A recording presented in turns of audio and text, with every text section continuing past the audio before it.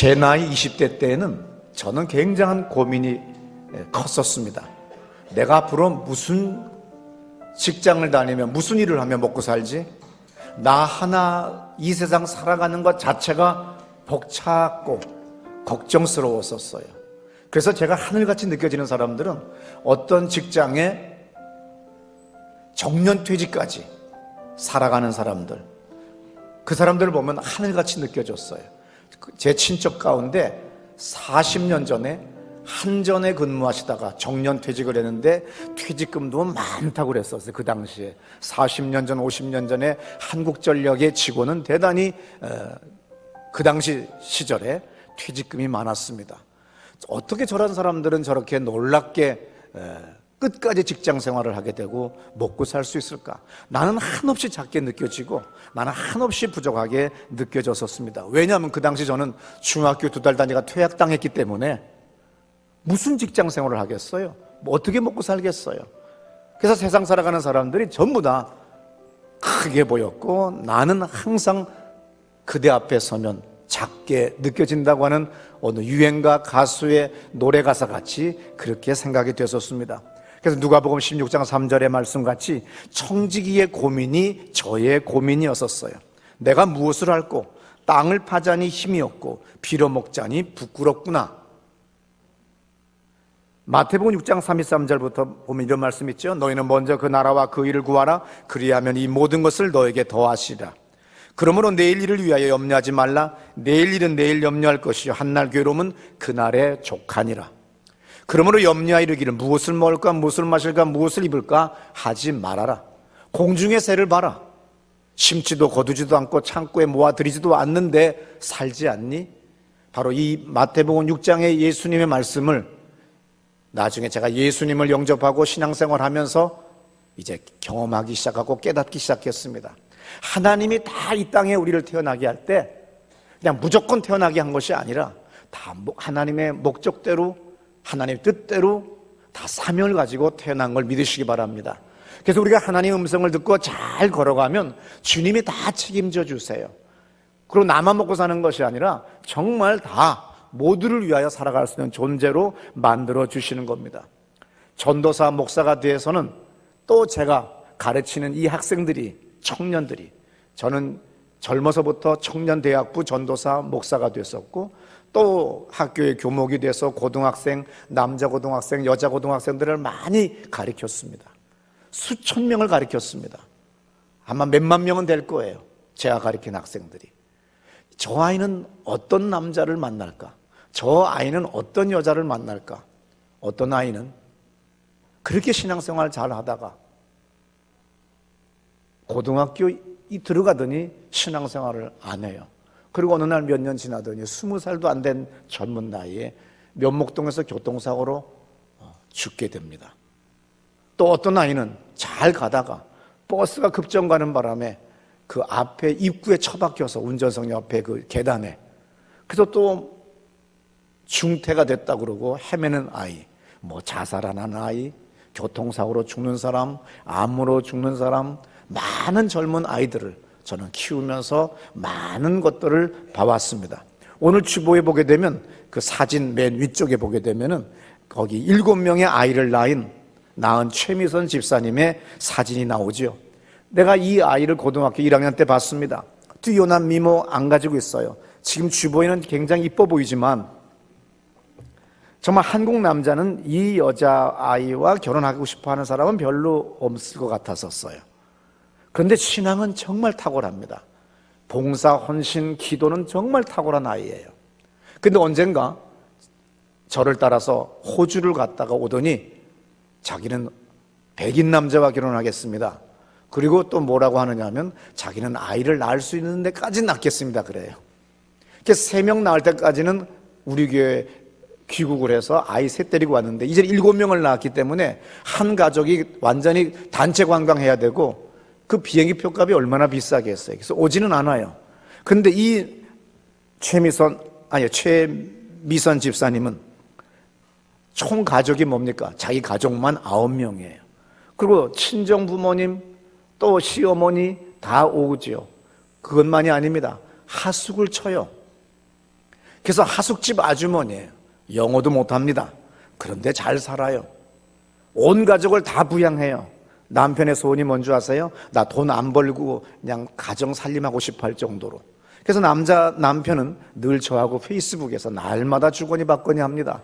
어제도 제가 그 남편한테 전화했어요. 내가 아침에 너와 너의 아내에 대해서 설교할 거다. 그러니 최비선 집사를 좀 바꿔라. 그랬더니 아주 신나게 바꿉니다. 오늘 우리 넷째 딸 생일 파티입니다. 너무 흥분해가지고 그렇게 기뻐해요. 더 안 낳느냐 그랬더니 의사가 더 낳으면 당신이 죽는다고, 더 이상 이제 낳으면 안 된다고, 그래서 여기서 멈춘다고 그랬어요. 우리는 몇 식구예요? 여러분은 몇 식구입니까? 근데 어느 날 수입이 좀 줄어든다든지 겨울이 온다든지 또 문제가 많아지면 암담해지지요. 겨울이 을씨년스러워진 것 같아요. 겨울이 오는 것이 두려울 수도 있어요.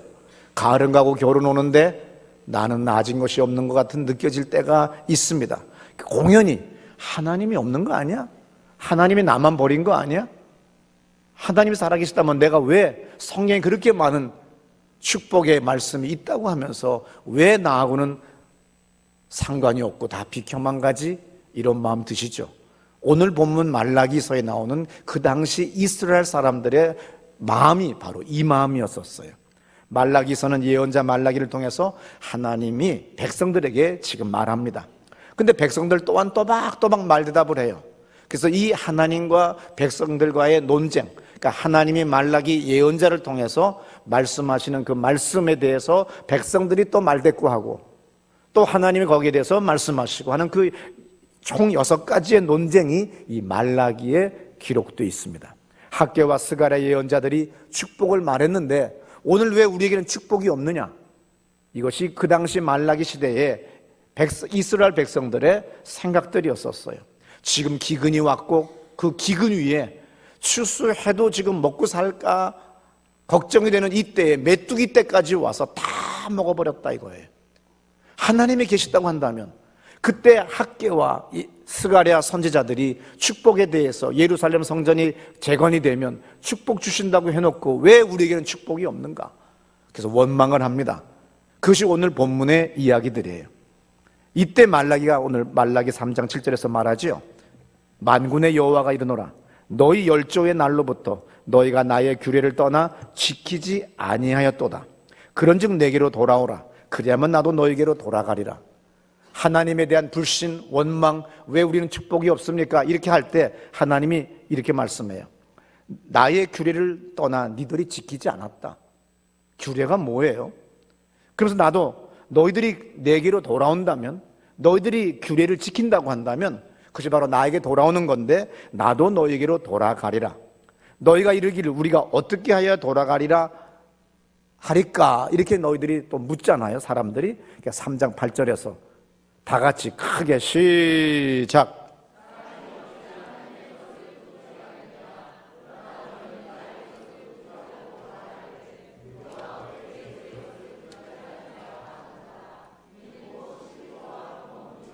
예, 하나님이 아주 급반전하셔서 말씀하시죠. 사람이 어찌 하나님의 것을 도둑질하겠느냐? 너희들은 도둑질하고 있는 사람들이라는 거죠. 너희는 나의 것을 도둑질하고 말하기를 우리가 어떻게 주의 것을 도둑질하였을까 하도다. 이는 곧 11조와 헌물이다 그랬어요. 여기 도둑질이라고 하는 말은 분사형으로 써 있어요. 히브리 문법으로 보게 되면 분사형입니다. 분사형은 뭐예요? 반복과 진행을 뜻해요.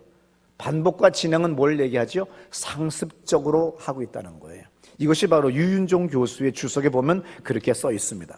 11조라고 하는 말이 뭡니까? 마세르라고 돼 있어요. 여기 보면 마세르 시작. 10분의 1이란 뜻이에요. 역대하 31장 5절부터 6절에도 보게 되면은 너의 모든 소산의 처음 것을 풍성히 드렸고 또 모든 것의 11조를 많이 가져왔으며 그랬어요. 그래서 거기 보면 계속해서 뭐예요? 11조를 가져왔으며 그것을 쌓아 또 더미를 이루었는데 이렇게 나오지요. 느헤미야 12장 44절에도 그날에 사람을 세워 곡간을 맡기고 제사장들과 레위 사람들에게 돌릴 것 곧 율법에 정한 대로 거제의 물과 처음 익은 것과 11조를 모든 성읍밭에 거두어 이 곳간에 쌓게 하였노니 이는 유다 사람이 섬기는 제사장들과 레위 사람들을 인하여 즐거움을 인함이라 그랬어요. 성경을 보게 되면 11조가 세 가지가 있어요. 세 가지. 첫 번째 11조가 레위기 27장 30절부터 나오는 말씀인데, 레위인들, 제사장의 제사 지내는 하나님을 섬기는 그분들을 위해서 드리는 거예요. 12지파가 있는데 레위 지파만이 흩어져서 모든 지파들과 함께 그들과 살면서 하나님의 전에서 하나님을 섬기는 일을 하는 레위 지파만 땅을 분배받지를 못했어요. 그래서 하나님 일 하는 데에 너희들은 전력을 기울여라. 대신 너희들은 백성들이 10분의 1을 레위 사람들에게 드려라, 주어라. 그래서 먹게 해라. 그것이 바로 나의 기업이라고 성경에 기록되어 있습니다. 민수기 18장 21절도 보면 내가 이스라엘의 11조를 레위 자손에게 기업으로 다 주어서 그들의 하는 일, 곧 회막에서 하는 일을 감나니.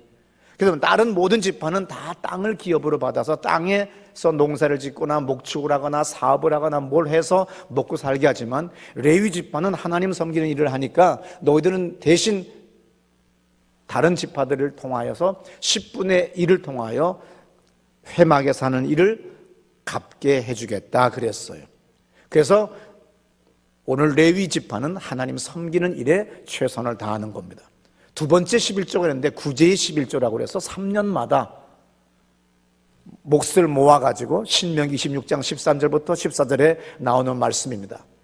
3년마다 모아서 10분의 1을 구제하는 데 썼어요.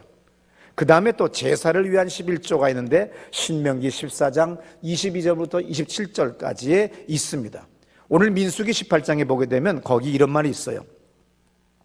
민수기 18장 14절에 보면 이스라엘 자손이 여호와께 거제로 드리는 11조를 그랬어요. 여기서 거제로 드리는 11조. 그러니까 11조가 아까 세 가지가 있다고 그랬죠. 거제로 드리는 11조가, 거제가 테루마라고 써 있어요. 테루마. 시작. 테루마라고 하는 11조가 있어요. 그래서 이 11조를 레위인에게 갑으로 준 거로 내가 그들에게 대하여 말하기를 이스라엘 자손 중에 기업이 없을 것이라 하였노라. 레위 지파는 기업을 주시지 않았어요. 땅을 분배받지 않았다는 얘기죠. 26절에 너는 레위인에게 고하여 그에게 이르라. 내가 이스라엘 자손에게 취하여 너에게 기업으로 준 11조를 너희가 그들에게서 취할 때에 레위인도, 하나님을 섬기는 레위인도 마세르라고 하는 11조를 모든 백성들로부터 11조를 거두었을 때는 너도 또한 11조를 또한 드려야 된다. 예루살렘 성전을 향하여 드려야 된다. 그래서 11조 중에 11조, 이것을 테루마, 거제라고 그렇게 나와 있어요. 오늘 이 거제, 봉헌물을 테루마라고 그래요. 레위인이 드리는, 자기에게 주어진 거에 또 10분의 1을 드리는 거죠. 마세르는 뭐예요? 레위인들의 몫이고, 테루마는 예루살렘 또 성전에 또 드려지는 거예요. 레위인들이 드림으로써. 그런데 이스라엘 모두가 도둑질을 했대요. 이스라엘 백성들이나 또 레위인들도 모두 다 뭐라고 그래요? 핑계들이 좋아요. 수입이 없어요. 수금이 안 됐어요. 그랬더니 오늘 대한기독교서회에 나오는 주석에 보니까 없어서 못한 것이 아니라 안 드려서 없어진 거라고 하는 것이 말라기 예언자의 단언이라는 거죠. 먹고 살잖아요. 밥 먹었잖아요. 근데 막상 헌금 드릴 때는 없다고 그러잖아요. 마침 어떻게 청년 신윤철 군이 그런 말을 페이스북에 올렸었디다. 진짜 가만히 보니까 자기 쓸 건 다 썼대요. 그런데 보니까 헌금 낼 때만 없더래. 그래서 자기는 바른 생활을 해야 되겠다고 페이스북에 하나 올려놨길래, 이 사람 설교 잘 들었고 성경을 잘 이해했구나, 그 마음이에요. 말라기가 하는 말이 아주 쉬워요. 단순해요. 없어서 못한 것이 아니라 안 드려서 너희들이 없어진 거다. 지금 기근이 왔고 너희들이 수금이 안 되고 소출이 안 되고 재정적인 어려움이 오는 것은 자연적인 재앙이 아니라 저주다. 왜냐하면 네가 마세르와 테루마를 레위인이나 백성이나 다 드리지 않았다는 거죠. 11조라고 하는 건 뭐예요? 10분의 1이에요. 내가 주님께, 주님의 전에 하나님께 드리는데, 이 고백은, 내적 고백은 뭐지요? 내가 잘나서 돈 버는 거 아닙니다. 내가 똑똑해서 돈 번 거 아니고, 내가 잘나서 딴 사람들 머리가 좋아서 이 사업 잘하는 게 아니라 전적으로 주님의 은혜고 축복입니다. 믿습니까? 근데 많은 사람들은 뭐라고 그러지요? 돈 못 버는 사람들을 볼 때 가소롭게 느끼고, 그리고 자기는 굉장히 똑똑해서 그런 줄 아는데 어느 날 중풍 한번 와봐, 그리고 한번 암병 걸려봐봐, 그리고 엎어져 봐봐. 서울대학병원에 그 유명한 의사 한 사람이 등산하다가 그대로 직각으로 등산하다가 엎어졌대요. 평지길에서, 산에서. 그때부터 전신마비가 왔대요. 다시 재활의 길을 걸어서 다시, 지금도 약간은 장애가 있지만 다시 의사생활하는 것이 어떤 텔레비전 방송의 다큐멘터리로 나온 적이 있습니다. 내가 오늘 살아 숨쉬는 것, 예배드리는 것 주님의 은혜입니다. 내가 돈 버는 것 주님의 은혜예요. 근데 어떤 사람이 뭐라고 그러지요? 내가 버는 돈을 왜 헌금을 해? 내가 버는 거야 하는데, 이때 더 큰 교만은 없습니다. 당신이 만약에 더 좋은 차를 타고 다른 사람보다 더 좋은 아파트에 살고 더 많은 돈 가졌으면 똑똑한 것 같고 잘난 것 같지만 아닙니다. 주님의 전적인 은혜예요. 내가 구원받은 것도 주님의 전적인 은혜입니다. 내가 오늘 예배드리는 것도 다 주님의 전적인 은혜예요. 성경이 뭘 얘기해요? 주님의 은혜를 얘기하는 거예요. 너희들이 과거는 이방인이었고 외인이었지만 하나님의 은혜로 말미암아, 우리가 예수 그리스도로 말미암아 내가 하나님의 자녀가 됐고 양자가 되었고 아버지라고 부를 수 있게 됐다고 성경은 그렇게 기록되어 있지 않습니까? 만약에 돈이, 내가 가진 것, 자동차, 집, 어떤 재산, 보이는 것들이 그 사람의 가치를 이야기한다고 한다면, 우리는 삼성그룹이나 현대그룹의 회장에 비하면 당신의 재산은 또한 발톱의 때보다도 못한 거고, 세계 최대의 재벌이라고 하는 빌 게이츠에 볼 때는 벼룩보다도 못한 거에 불과한 거예요. 가치는 절대 돈에 있는 것이 아니고 소유에 있는 것이 아닙니다. 성경은 계속 말합니다. 어떤 부자가 말하기를, 내가 더 이상 소출이 많아서 쌓아놓을 곳이 없구나. 그래서 뭐라고 그래요? 뒷짐을 지고 내가 곳간을 하나 더 져야 되겠다. 그랬더니 뭐라고 성경에 써 있지요? 내가 오늘 밤 너의 영혼을 도로 찾으리라. 철이 들면 겸손해지는 거예요. 내 힘으로 사는 것 아니라는 거예요. 아무리 가꾸고 아무리 마사지 해봐요, 처지는 이 팔자주름. 낙엽이 우수수 떨어지듯이 이 가을에 우리의 머리카락은 속절없이 빠지잖아요. 하늘을 향하여 문을 활짝 열어요. 누가 그것을 막을 수 있어요? 못 막습니다. 다 주님의 은혜예요. 머리카락이 많은 것도 주님의 은혜, 없는 것도 주님의 은혜, 내가 밥을 씹어 먹는 것도 주님의 은혜. 저는 정확하게 환절기 계절을 맞이합니다. 독감 지난 2주간 다 알았어요. 그 전에는 뭡니까? 가을을 맞이하여 환절기를 맞이하여 턱이 빠졌어요. 이제 거의 턱이 완성됐습니다. 늘 밥 먹을 때마다 턱을 딱 붙잡고 밥을 먹어요. 물을 마셔도 턱을 붙잡고 마셔요. 가진 짓 다 해도 소용없어요. 이제 이 한 달인가 2달을 다 지나가니까 이제 설교를 또 마음껏 소리 지르며 통성 기도할 수 있는 거예요. 여러분, 주여 믿습니다고 소리 지르고 기도할 때 이 턱에 강한 힘이 가더라고요. 그거를 젊었을 땐 몰랐었습니다. 이제는 주여 할 때도 턱 한번 잡고 기도하는 거예요. 턱이 빠지거든요. 내가 똑똑해서 산을 잘 타는 거 아니에요. 주님의 전적인 은혜입니다. 그래서 오늘 주님이 10분의 9를 드려라고 해도 할 말 없는 인생인데, 주님이 10분의 1을 드려라 그런 거예요. 그래서 뭐라고요? 이웃을 위하여, 세상을 위하여, 사회를 위하여, 하나님의 영광을 위하여, 인류 구원을 위하여 쓰라고 한 거예요. 근데 오늘 우리는 내가 주인인 양 살아가는 거지요. 오늘 그 당시에 백성들도 또 레위인들도 다 똑같아요. 뭐라고 합니까? 레위인들은 저들이 마세를 내지 않았습니다. 그래서 나도 예루살렘 성전에 테루마를 드릴 수가 없습니다. 테루마는 뭐예요? 11조 중에 11조예요. 마셀은 뭐예요? 11조예요. 일반 백성들이 드리는 11조지요. 말라기 3장 10절에서 하나님이 이렇게 말씀하시죠. 한번 잘 들어보세요. 만군의 여호와가 이르노라 너희의 온전한 11조를 창고에 들여 나의 집에 양식이 있게 하고 그것으로 나를 시험하여 내가 하늘 문을 열고 너희에게 복을 쌓을 곳이 없도록 붙지 아니하나 보라. 예, 여기 보면 온전한 11조를 창고에 드리라고 그랬어요. 온전하다는 건 뭐예요? 여러분들의 헌금이, 여러분들의 그 당시 이스라엘 사람들의 헌금이 11조가 온전하지 않다는 거예요. 왜냐하면 그 당시 사람들은 뭐 돈으로 내는 게 아니잖아요. 수표로 내는 게 아니에요. 구좌로 헌금 보내는 것도 아닙니다. 농사 짓는 사람 팥농사 짓는다고 합시다. 보리 농사 짓는다고 합시다. 밀농사, 어떤 사람은 무화과 농사, 그러면 10분의 1을 갖다 대는데 어떤 사람은 참깨 농사 졌는데 요만큼이에요. 근데 인색해지면 어떡합니까? 참깨 숫자 세요. 어떻게든지 정확하게. 왜? 더 드릴 수는 없는 거예요. 그런 사고예요. 근데 은혜를 받으면 뭐예요? 11조를 내가 13,000원이면 15,000원 드리는 거예요. 그런데 그렇지 않죠. 인색해지면 참깨 알 세는 거예요. 그러니까 온전한 11조를 못 드리는 거예요. 그 다음에 창고에 드리라 그랬어요. 왜냐하면 오늘날은 우리가 헌금함에 넣을 수 있고 구자로 보낼 수 있지만 그 당시는 물품이니까, 거의 다가 물품이니까 창고에 드리는 거예요. 어떤 사람은 육포를 갖다가 만드는 사람은 육포를 갖다 드릴 것이고, 어떤 사람은 무화과 말린 것, 건포도 말린 것, 뭐 각양의 것들을 생산품들을 드리다 보니까 창고에 드리는 거예요. 그래서 나의 집에 양식이 좀 있게 해봐라. 너희 집에 재정 통장만 많아지게 하지 말고 교회에, 하나님의 집에 또 좀 많아지게 좀 해봐라. 그래서 창고에 드리라고 하는 거예요. 재밌는 건 아까 레위인들을 위하여 마세를 드리라고 그랬잖아요. 제가 언젠가 30년 전에 강원도 철원의 부흥회를 인도하러 갔었습니다. 근데 거기 목사님과 제가 얘기하다가, 저는 시골 목회를 안 해봤기 때문에 시골 사정을 몰랐죠.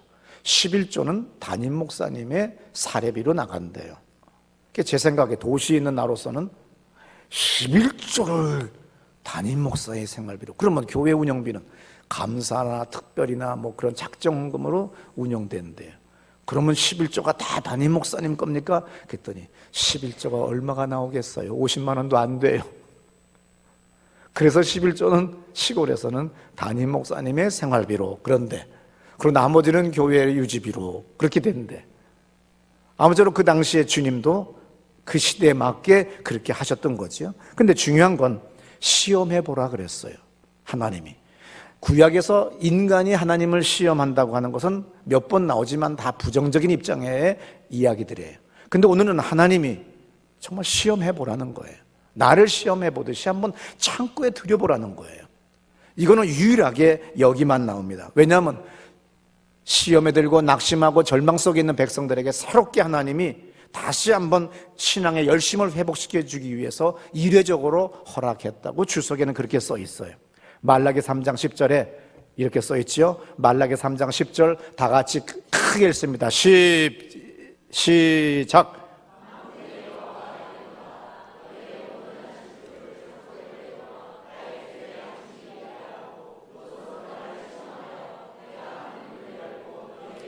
예, 시험해보라고 그러죠. 그러면 하나님이 하늘 문을 열고 너에게 복을 쏟아 부어주는데 쌓을 곳이 없도록 붙지 아니하나 봐라 그랬어요.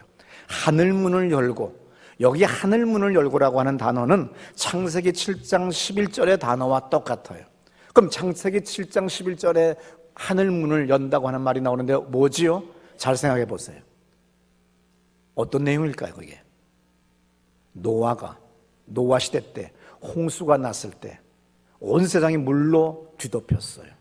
오직 노아의 방주만 떠다닙니다. 온 세상에 물로 창일하게 되었다 이렇게 써 있어요. 그때 얼마나 물이 쏟아졌으면 우리는 가끔 비가 많이 쏟아질 때 하늘이 뚫렸나 봐, 하늘이 열렸나 봐 그러지요. 그만큼 물이 쏟아질 만큼, 그래서 물이 온 세상을 덮을 만큼 하나님이 그렇게 하늘문을 열어주신대요. 저는 젊은이들한테 말씀을 드립니다. 지금 용돈 탈 때, 아르바이트 할 때, 첫 열매, 그리고 온전한 11조를 여러분들이 훈련 삼아 최선을 다해서 해보세요.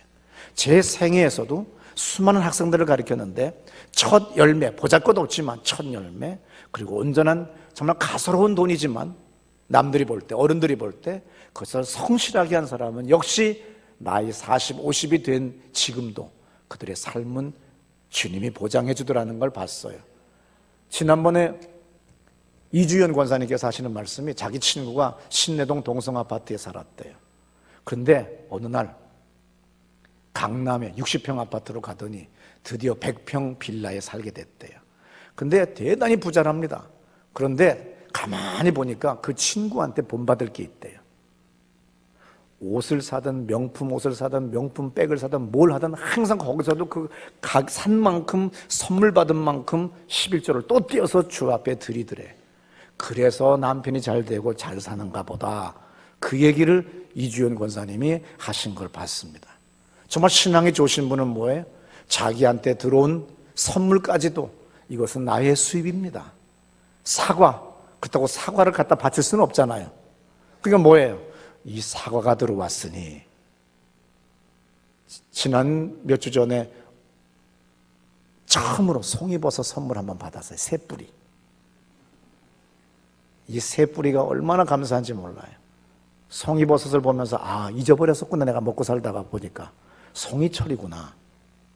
그래서 한 송이는 날로 먹었어요. 한 송이는 차를 끓여 먹었어요. 그리고 한 송이는 구워 먹었어요. 진짜 송이버섯은 그런 거예요. 그럼 그것을 선물을 저한테 해주신 분은 뭐예요? 10분의 3은 주신 것 같아요. 송이버섯이 비싸니까 한 상자 속에 거기에 30개가 들었겠어요. 이거 비싼 게. 새 뿌리를 주신 거 보니까 10에 3조는 5조는 주신 것 같아요. 그런데 제가 처음으로 송이버섯 선물을 받은 거예요. 제가 무엇을 아는 사람 아닙니까? 차를 좋아하는 사람이니까 얇게 썰어서 차를 만들었고, 또 다음 날은 얇게 썰어서 이제 구워 먹었어요. 그랬더니 어떤 교인이 페이스북에 댓글 달았어요. 날로 잡숴 보세요. 사각사각 맛있어요.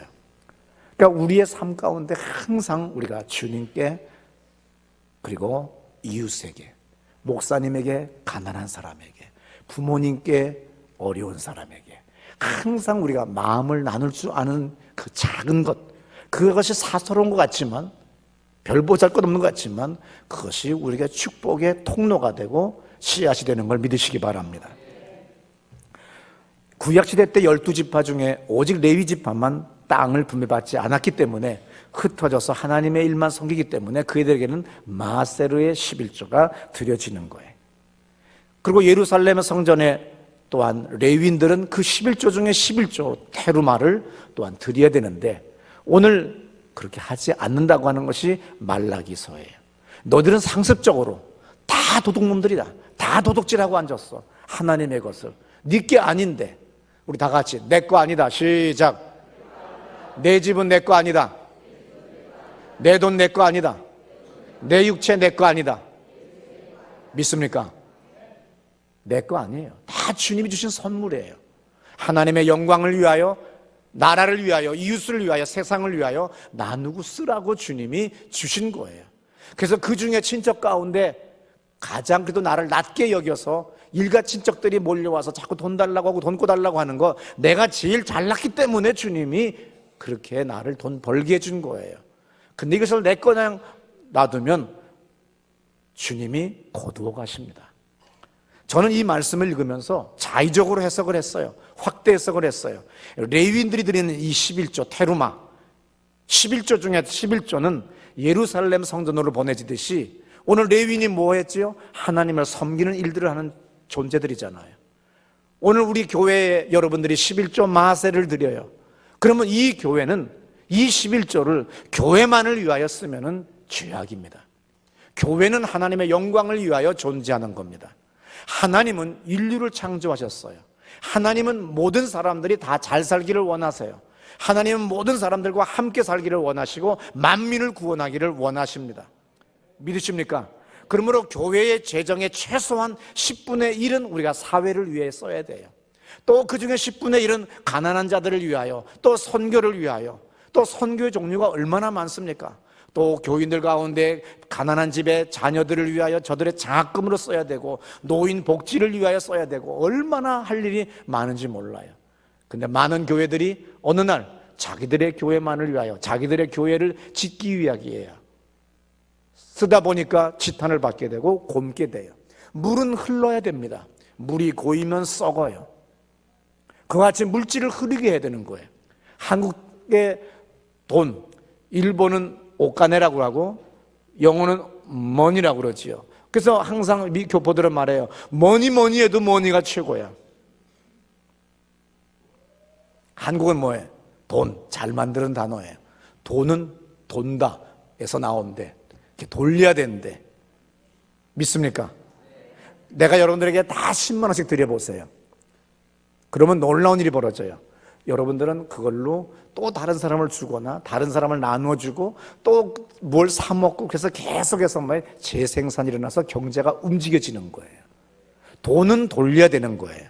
축복도 받은 모든 것들도 돌려야 되는 거예요. 나눌 때 역사가 일어나는 걸 믿으시기 바랍니다. 그래서 저는 뭐라고 생각하느냐 하면, 하나님은 모든 인류의 하나님이에요. 그러므로 오늘 내게 주어진, 이 교회에 주어진 재능, 아니면 물질, 유형적인 것, 무형적인 것, 그 어떠한 모든 것들 다 어떻게 해야 됩니까? 우리도 사회에 되돌려줘야 되는 거예요. 나눠야 되는 겁니다.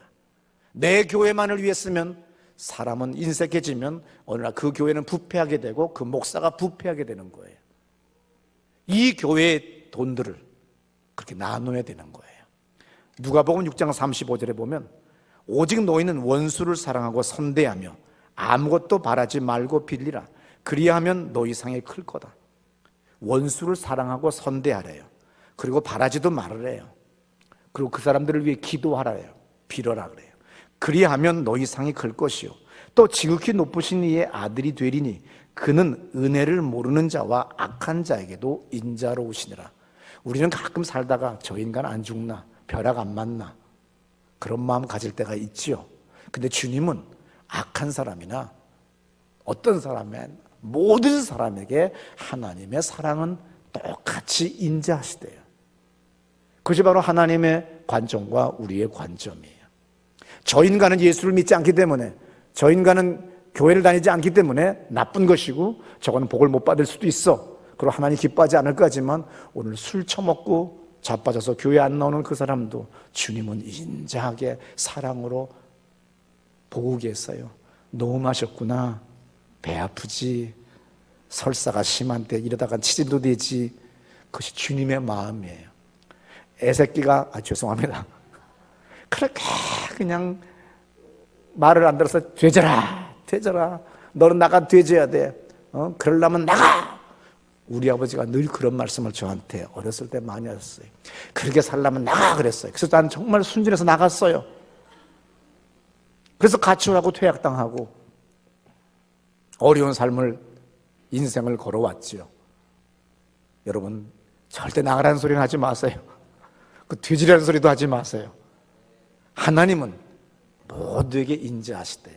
이걸 너무 또 막 확대하다가 또 자살한 사람도 구원해 주신다는 또 이상한 소리 하지 말고, 또 너무 또 확대해가지고 동성연애한 사람까지 그렇게 얘기를 하지는 말라고요.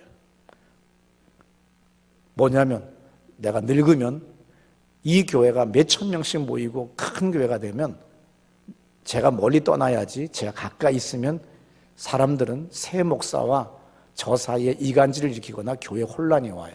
그러니까 나는 미국을 갈까, 캐나다를 갈까, 호주를 갈까, 내가 늙어서 은퇴를 하면 멀리 가야지, 그런 마음을 가져요. 여러분들이 아멘 안 하시니까 내가 안 갈게요. 그래서 어디를 갈까? 그래서 내가 제 친구 목사님한테 그랬죠. 야, 영주권 하나 줘. 그랬더니, 공짜가 어디 있느니, 자기네 좀 선교 좀 해주고 뭐 좀 해달래요. 그러다가 이번에 미국 갔을 때 박은정 목사님이 그래요. 목사님, 제가 목사님 영주권 하나 해줄게. 그래, 왜 이렇게 착해졌어? 우리 결혼하면 돼. 내가 허즈번드하고 목사님이 와이프 하면 되지. 캘리포니아 법이 바뀌었는데 동성연애도 합헌이래. 그리고 저기 결혼할 수 있대. 그랬더니 같이 밥 먹던 교인 한 분이 그래요. 아이, 그러면 안 되고요, 목사님. 제가 5,000불에 목사님하고 저하고 위장 결혼 해드릴 테니까 그냥 오세요. 그래.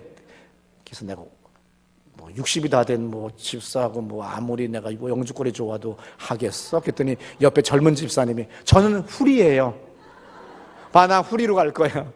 농담입니다. 오해하지 마세요. 또 내가 젊은 여자와 결혼한다는 것이 아니라 세상이 또 너무 확대 해석해가지고서 동성연애까지 주님은 다 사랑하시고 포용하시고 용서하실 거다.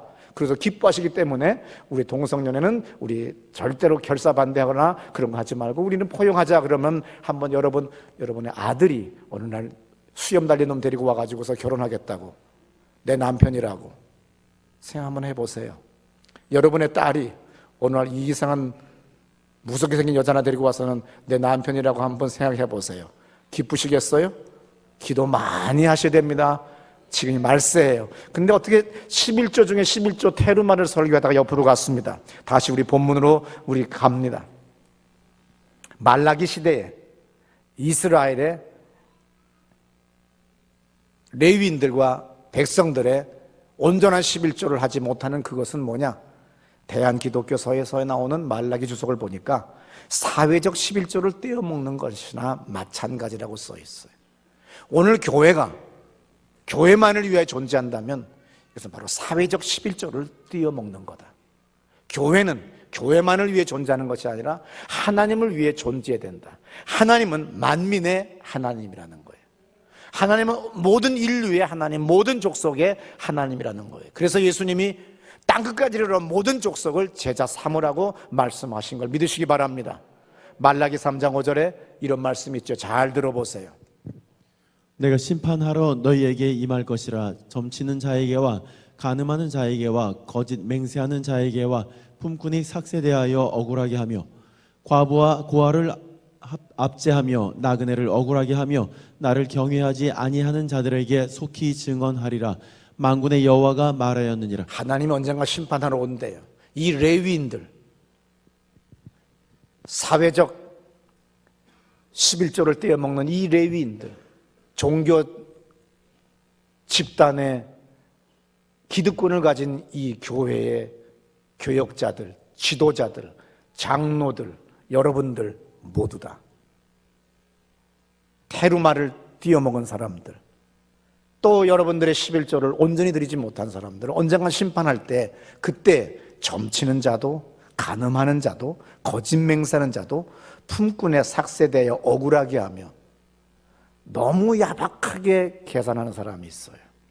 과부와 고아를 압제하며 나그네를 억울하게 하면 나를 경외치 아니하는 자들에게 내가 속히 증거할 텐데 만군의 여호와가 말하였느니라 그랬어요.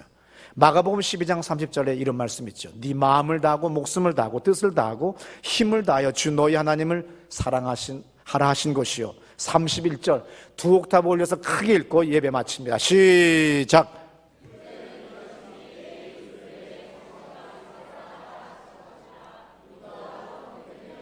네 이웃을 네 몸같이 사랑하라고 그랬어요. 우리 교회가 이 지역사회와 대한민국을 위하여 하나님의 영광을 위하여 많은 돈을 사회를 위하여 우리의 재능과 우리가 기부받은 것들을 여러분들이 복받은 것들을 나눠야 됩니다. 이것이 교회의 본분입니다. 하나님의 뜻인 걸 믿으시기 바랍니다.